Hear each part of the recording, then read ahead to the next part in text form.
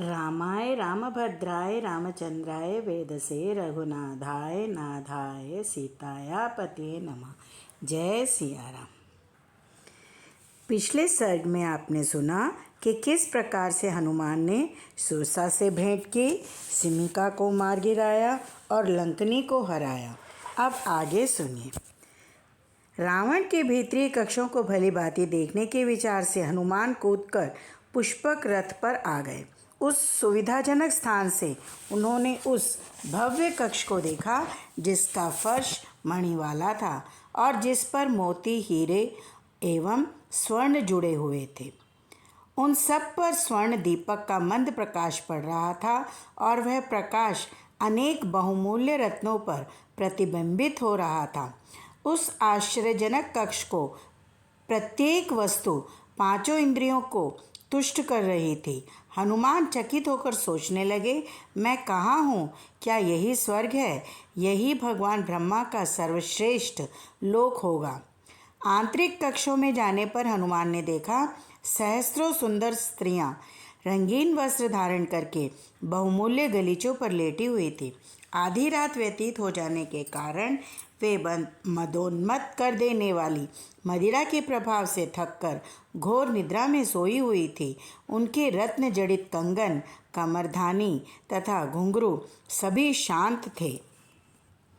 काम के प्रभाव से आकर राजाओं, ब्राह्मणों, दैत्यों एवं गंधर्वों की अनेकों कन्याएं रावण की पत्नियां बन चुकी थी। उनमें से कुछ के संबंधियों को पराजित कर रावण उन्हें हर लाया था। हनुमान ने रावण को रेशमी शैया पर निद्रामग्न देखा, जो मणियों से निर्मित चबूतरे पर बिछा हुआ था और पुष्पों से सुसज्जित श्वेत वितान से आवृत था। हनुमान ने रावण के शरीर पर अनेक घाव भी देखे, जो राजा इंद्र के वज्र, ऐरावत हाथी के दांत एवं भगवान विष्णु के चक्र जैसे प्रख्यात अस्त्रों के प्रभाव के कारण थे।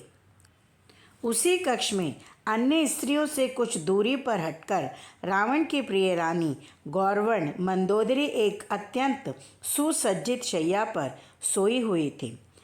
रावण के महल के शेष भाग में एक कक्ष से दूसरे कक्ष घूमते हुए हनुमान सीता की खोज करते रहे।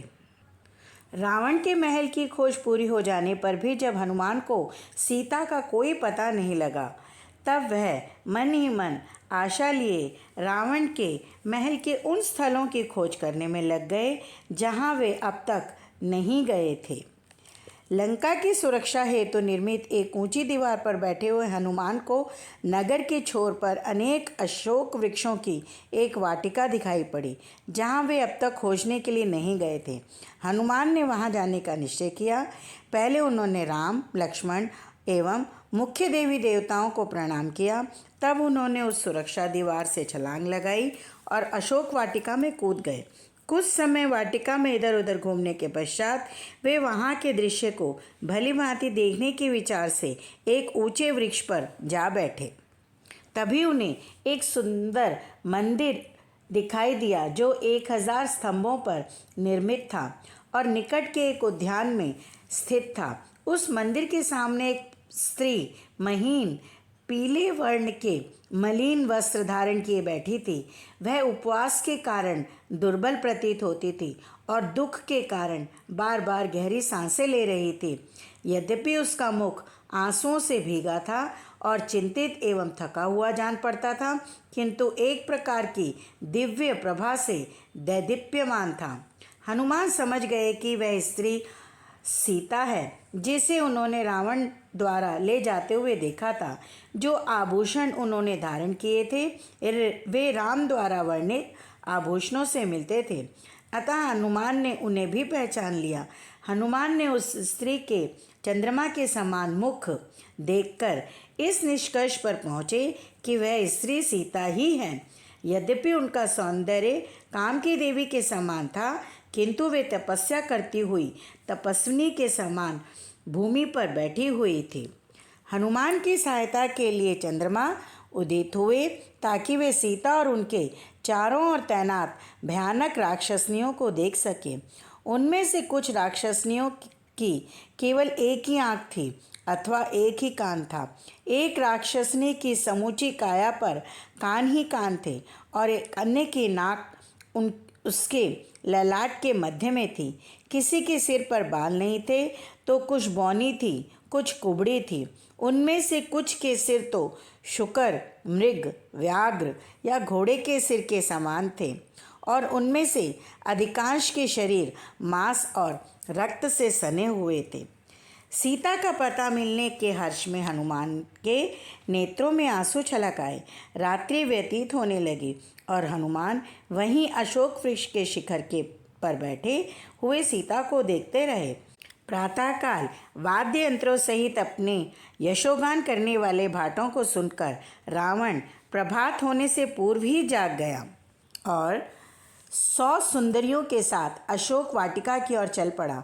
उन स्त्रियों के हाथ में स्वर्ण, दीपक, चंवर, गद्दे, जल और अन्य सामग्रियां थी। रावण को आते हुए देखकर हनुमान ने स्वयं को सघन पत्तियों वाली शाखा के पीछे छिपा लिया। उपवास और शोक से सीता का तन क्षीण और मन उदास हो गया था।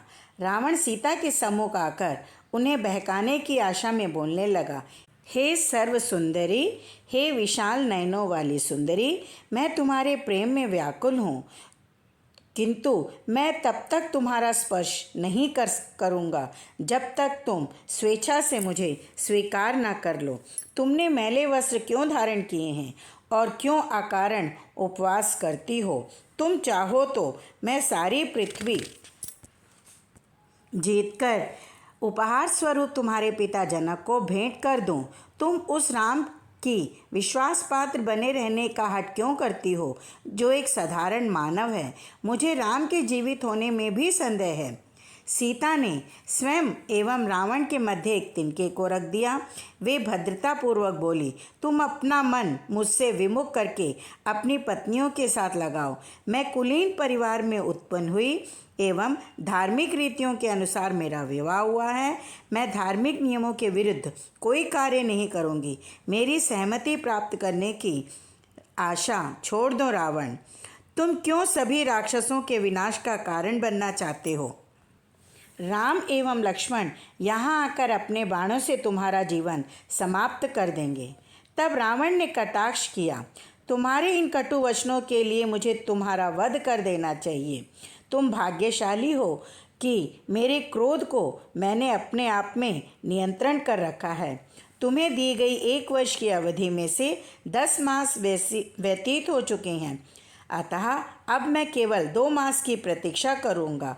उसके पश्चात भी यदि तुमने मेरी अवहेलना की तो मेरे रसोइये तुम्हारे टुकड़े टुकड़े करके उससे मेरे भोजन की व्यवस्था कर देंगे।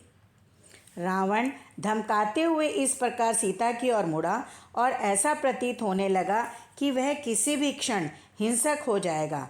किंतु मंदोदरी ने, जो रावण की कनिष्ठतम पत्नी धन्यमालिनी के संग वहाँ उपस्थित थी, अपने पति से कहा, आप महल में लौटकर महल का आनंद लीजिए। इस प्रकार मंदोदरी ने सीता को और अधिक प्रताड़ित करने से रावण को रोक दिया। लेकिन वहाँ तैनात भयंकर राक्षसनियाँ सीता के पास जाकर क्रोधपूर्वक कटु वचन कहने लगी। उन भयानक वचनों को सीता सहन न कर सकी और फफक कर रो पड़ी। भय के मारे कांपती हुई वे उच्च स्वर में बोली, हे राम, हे लक्ष्मण। जब राक्षसनियाँ सीता को डराने धमकाने के प्रयास में लगी हुई थी, तभी त्रिजटा नाम की एक वृद्ध स्त्री नींद से जागकर आई। अन्य राक्षसनियों के पास जाकर वह विवेकपूर्ण वचन बोली, अरे नीच, तुम सब सीता को इस प्रकार दुख देने का साहस कैसे कर रही हो? अभी ही मैंने एक अविश्वसनीय किंतु सजीव सपना देखा जिसमें राम सभी राक्षसों का नाश करके सीता को मुक्त करवाने आए हैं। त्रिजटा ने स्वप्न का विस्तार पूर्वक वर्णन किया और वह बताने लगी कि मैंने राम एवं लक्ष्मण को श्वेत वस्त्र तथा श्वेत हार धारण किए हुए देखा है। वे वायु में आकाश मार्ग से जा रहे थे, जिसे 1000 श्वेत अश्व खींच रहे थे। मैंने राम को श्वेत वस्त्र धारण किए हुए देखा है तथा 4 दांतों वाले एक विशालकाय हाथी पर भी बैठे देखा है। जब राम निकट आए तब सीता उस हाथी पर चढ़ गई और इस प्रकार से उनका अपने पति के साथ पुनर्मिलन हुआ।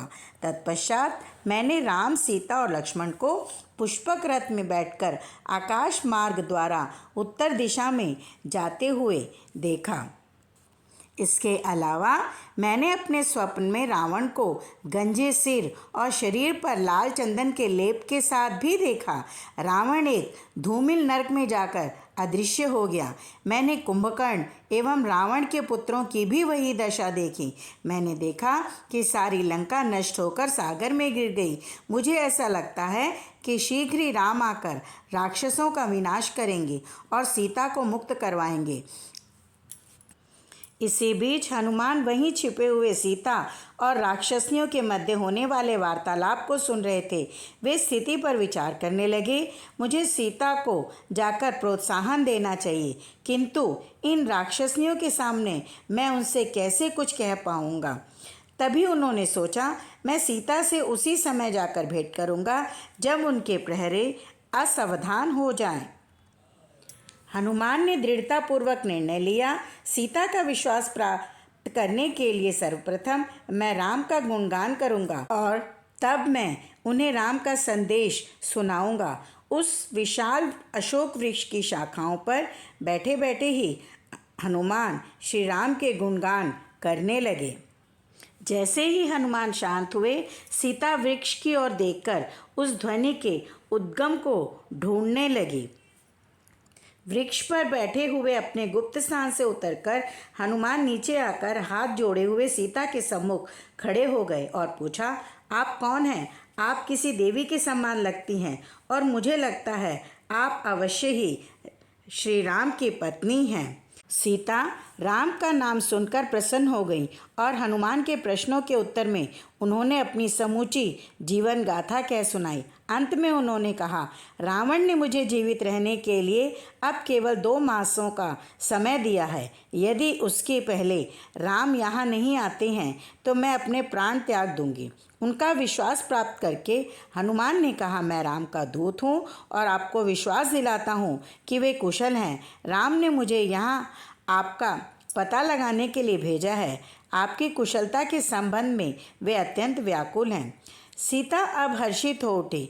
अपार प्रसन्नता के साथ वे दोनों एक दूसरे से वार्तालाप करने लगे। सीता को अकस्मात ऐसे लगा कि हनुमान वास्तव में रावण है जो वानर का वेश बनाकर आया है। अतः वह बोली, कृपया मुझे राम के विषय में कुछ और बताओ। उनके विषय में तुम्हारा विवरण मेरे कर्णों और चित्त को हर्षित कर रहा है। हनुमान सीता के मन में उठने वाले संशय को समझ गए और उनका भय समाप्त करने के लिए वे राम का गुणगान करने लगे।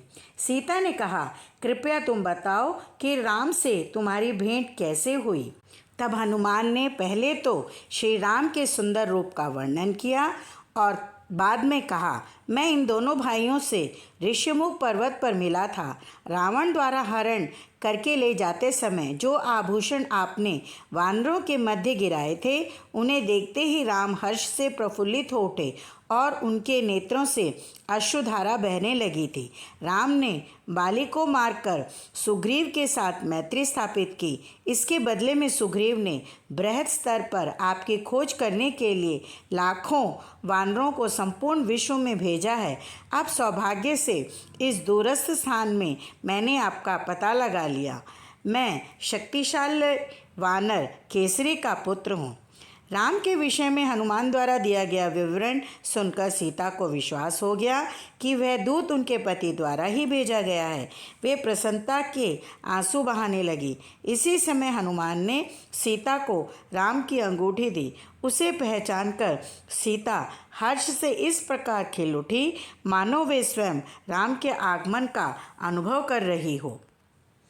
यह सर्ग श्री वाल्मीकि निर्मित आर्ष रामायण आदि काव्य के सुंदरकांड से लिया गया है। जय सिया राम।